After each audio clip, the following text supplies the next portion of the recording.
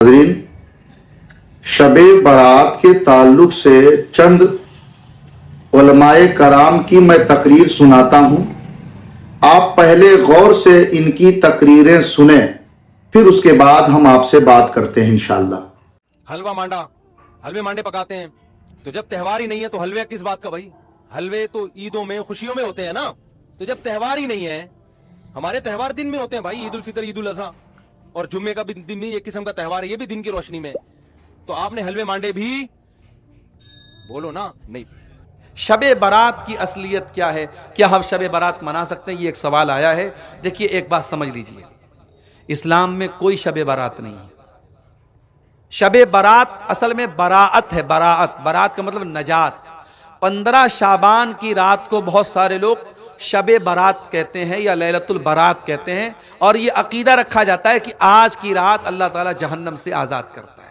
मगर 15 शाबान की रात के बारे में कोई भी सही हदीस मौजूद नहीं है, न नबी से कोई खास अमल मौजूद है। इसलिए 15 शाबान को आप कोई अलग से इबादत नहीं करेंगे, न उस दिन अलग से कोई रोज़ा रखेंगे। हाँ, शाबान के महीने में आप कसरत से रोज़ा रख सकते हैं।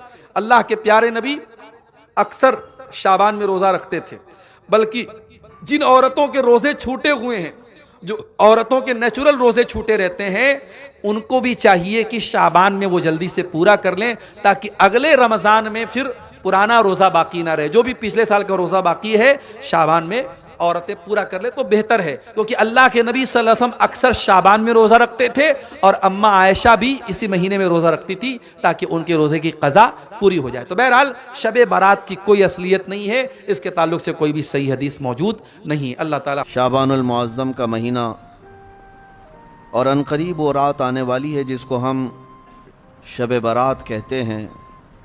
इतनी बात तो सारे लोगों को पता होगी कि अब हमारे ज़िंदगी का एक बाब 14वीं शाबान को बंद हो जाएगा और 15वीं शाबान को हमारे नए साल के तमाम मामलात का दरवाज़ा फिर से खोला जाएगा। इस रात को अल्लाह ताला फ़रिश्तों पर तमाम मामलात का हुक्म नाजिल फरमाता है कि फ़लाँ बंदे के साथ साल भर में क्या क्या होना है। यहाँ तक कि ये तक हुक्म आ जाता है कि कितने लोग पैदा होंगे और कितने लोग दुनिया से जाने वाले हैं। लेकिन उससे पहले कि हमारे आमाल जो पेश होंगे अल्लाह की बारगाह में साल भर के, इस सिलसिले में तो अब हम गौर कर सकते हैं। ज़िंदगी के आखिरी वक्त जो आमाल हैं उन्हीं का एतबार होगा। मेरे आका सल्लल्लाहु ताला अलैहि वसल्लम ने इरशाद फरमाया, अल्लाह ताला ने किसी को जन्नती लिखा है, किसी को जहन्नमी। लेकिन होता यह है कि एक बंदा नेक काम कर रहा है, ज़िंदगी भर अच्छे अमाल करता रहता है, लेकिन उसके मुतालिक लिखा गया कि जहन्नम में जाने वाला है। होता कैसे है? फरमाया गया, मौत के आने से चंद दिनों पहले या चंद लम्हों पहले वो ऐसे गंदे कामों में मसरूफ़ हो जाता है जो जहन्नम की तरफ ले जाते हैं। उन्हीं कामों में उसकी मौत होती है और ख़ात्मे पर ही सब कुछ दारो मदार है, फिर उसे दोज़ख की तरफ ले जाया जाता है। और किसी के मुतालिक अल्लाह ताला ने जन्नती लिखा है जबकि उसके काम बुरे थे।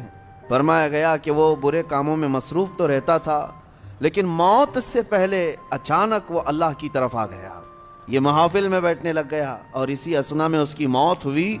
तो आखिर में जो कुछ करता था उसी का एतबार किया जाएगा और उसे जन्नत भेज दिया जाएगा। मेरे अजीज़ों, अब 15वीं शाबान से पहले इस साल जो कुछ भी गुज़रा है, इस पर अब एक दरवाज़ा बंद होगा और अल्लाह की बारगाह में इस साल की किताब पेश होगी। यानी शमसी साल के एतबार से, अंग्रेज़ी महीनों के एतबार से 2022 और 23 इनकम टैक्स का हिसाब ऐसे ही चलता है, 20-21, 21-22, 22-23, इस तरह से आपका 22 और 23 का हिसाब 4 दिन के बाद अल्लाह करीम की बारगाह में जाने वाला है। हो सके तो जैसे हमारे बुज़ुर्गों का मामूल है, हम 14 शाबान को भी 15 शाबान को भी रोज़ा रख लेते हैं। वजह क्या है?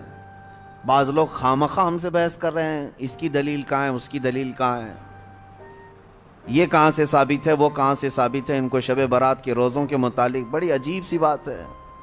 बात सिर्फ इतनी सी है کہ ہماری تمنا یہ ہے کہ ہمارے اعمال جب اللہ کی بارگاہ میں جا رہے ہوں 14 شعبان کو، اس وقت بھی ہم روزے کے عالم میں ہوں، اور جب ہمارا نیا سال شروع ہو رہا ہو اس وقت بھی ہم روزے کے عالم میں ہوں۔ آپ نے ان کی تقریریں سن لی۔ ناظرین میں آپ کو بتاؤں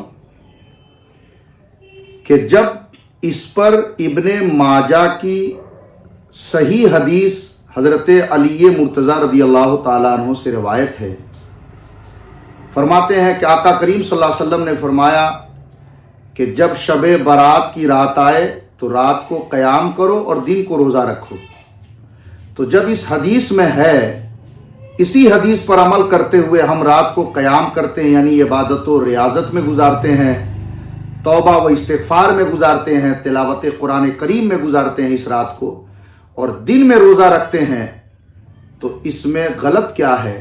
اس لیے ان غلط باتوں پر عمل کرنے کے بجائے ہمیں نیکیاں اپنے نام اعمال میں جمع کرنا ہے۔